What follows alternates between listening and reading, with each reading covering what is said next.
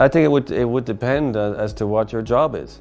I think that there's no hard and fast rule, and a lot of it depends on your contract of employment.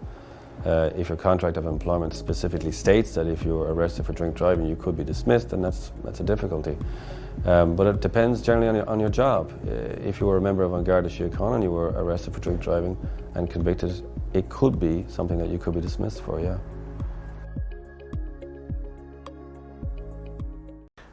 Yeah, what will happen in court is that you'll get a summons. The summons will say clearly what date you're to be in court and what time. Everyone now has a specific time, whether it's 10:30 or 11:30, 12:30, 2 o'clock, whatever it is. So there'll be a date and there'll be a time. It'll include the name of the guard who arrested you and what the allegation is, excess alcohol in your blood, breath, or urine. And then when you get that, you really should contact a solicitor, because, the consequence of drink driving is a disqualification.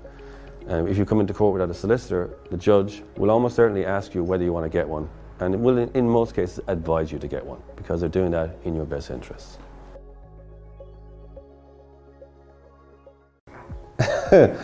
How do I get off with drink driving? People think it's scientific. There is some formula or method. There isn't really. There never is when it comes to law, because the law is dealing with people, humans. Judges, guards, clerks, solicitors, and the human is somebody and a collection of people they're just not precise. There is no scientific way. Sometimes it comes down to luck. Maybe a witness doesn't turn up.